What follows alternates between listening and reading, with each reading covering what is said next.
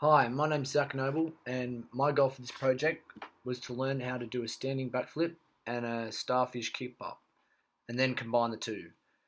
Um, this involved creating coordinated movement patterns, which will progressively become more stable and effective.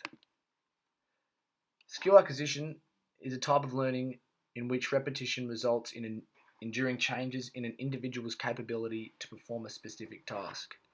Through precise and relevant training, skill acquisition involves increasing the effectiveness of movement patterns which become more stable and functional to better suit task goals.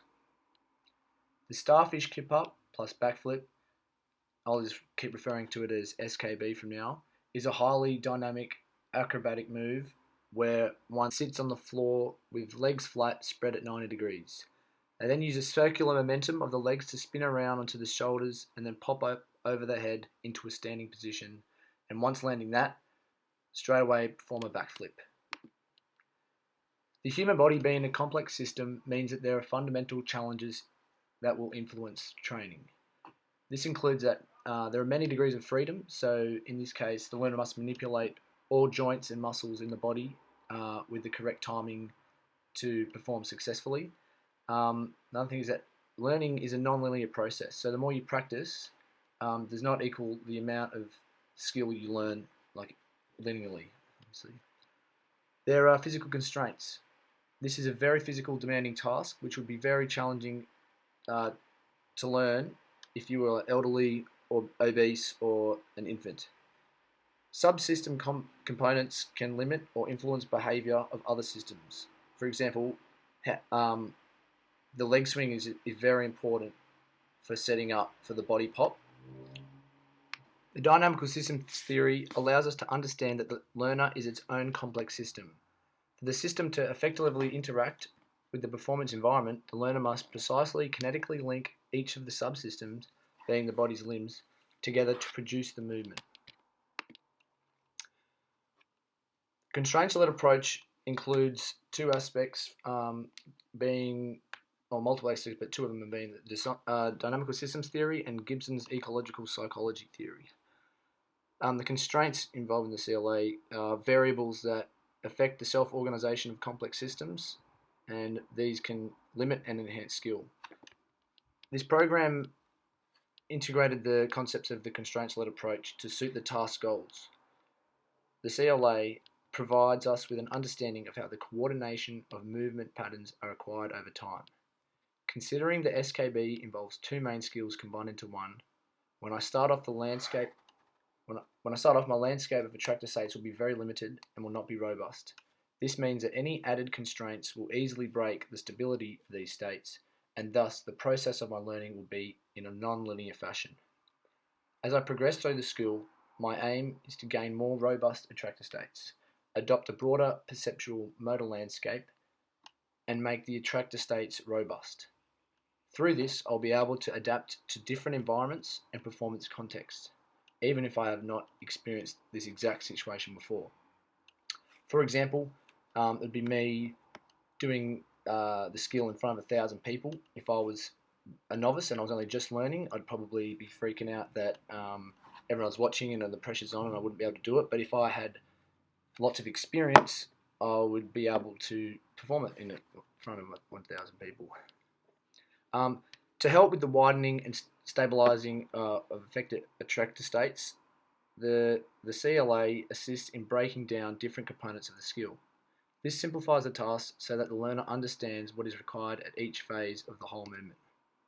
Under Newell's model of constraints, there are three categories that provide a coherent framework in order for the patterns to emerge.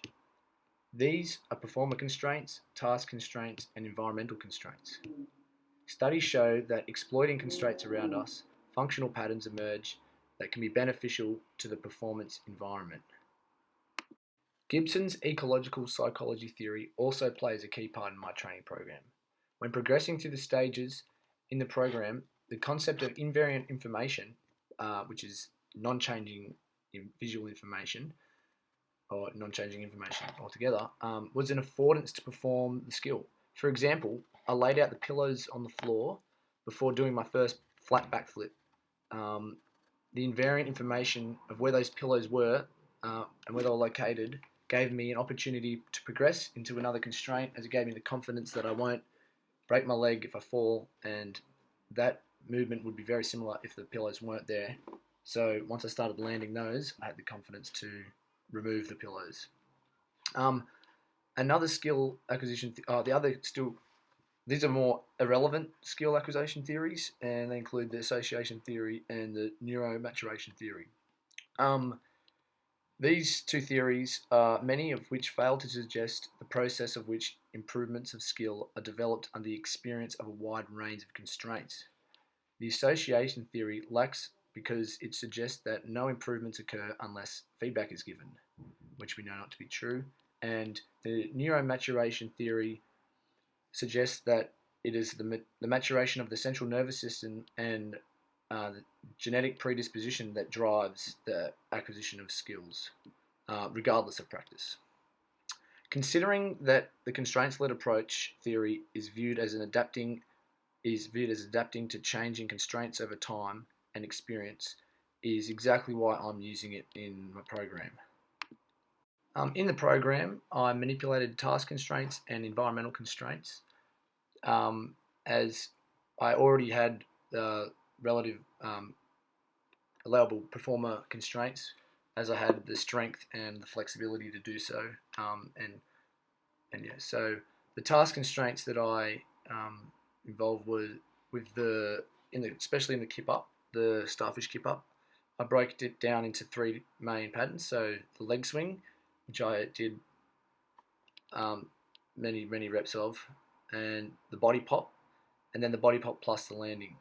The environmental constraints I used were mainly with the backflip. I backflipped into the pool, sand pit, into pillows, and then onto grass, and then also backflip from different heights.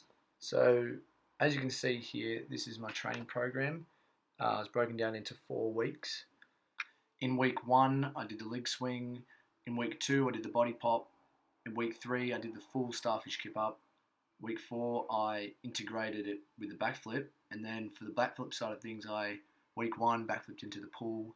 Week 2, backflipped into the sandpit. Week 3, onto the grass. And week 4, as I said before, integrated with the starfish kip up. And here are the videos of that process.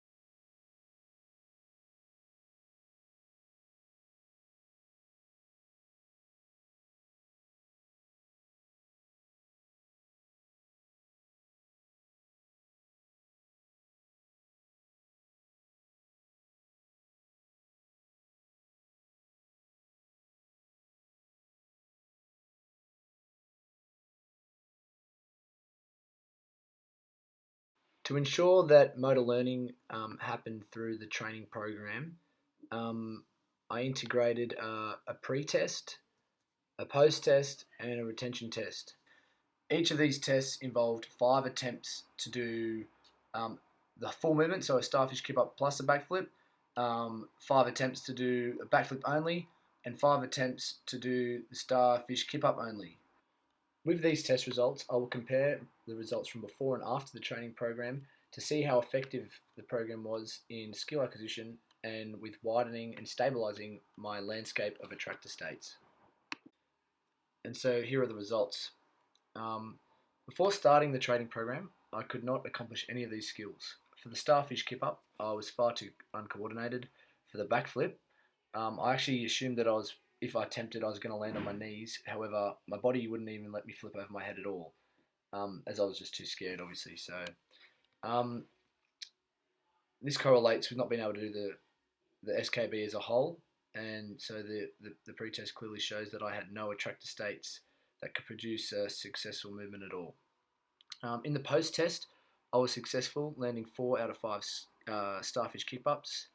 I nailed 5 out of the 5 backflips, which I was pretty happy with, and I achieved 3 out of 5 for my desired task goal, being the whole movement.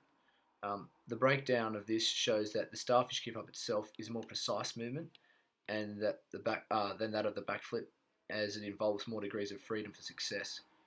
Um, and that when adding another constraint by combining these two skills, it destabilized the attractor states, resulting in a lesser performance than the skills by themselves. In my retention test, I maintained the same skill level for my backflip and for the starfish kip up. However, I decreased in accuracy for my desired task goal, being the SKB, as I hadn't stabilized the attractor states enough to maintain the skill level. As you can see here in the test results, the training program was successful. The constraints-led approach aided me in my process of self-discovery in performing the SKB. Manipulating the constraints enhanced my progression in gaining new attractor states. The training program was successful as skill acquisition was proven. As a beginner, I froze many degrees of freedom to form functional muscle joint linkages and synergies. This helped me simplify the movement, however, simplification did not result in performance. In this stage, my attractor states were not robust as I was seeking functional and reliable movement patterns. Through the integration of task constraints such as the leg swing and the backwards kip up, I released degrees of freedoms and became more aware of how to perform the popping phase in the kip up. This allowed me to change the task-specific coordination. The linkages I formed in external and internal forces, being time and confidence, allowed me to better exploit an increase of movement economy and efficiency. This same process happened to me when I was changing the environmental constraints by doing the backflip into the pool, the sandpit, and into the pillows. To conclude, we know that skill acquisition is a continual process in which all learners will experience different environments, different constraints, and different perceptions, which is why the constraints-led approach is a successful approach to consider when designing a training program for a new skill, as it can be integrated in endless task-specific goals, and it can aid all individuals in their different stages in learning at their own rate.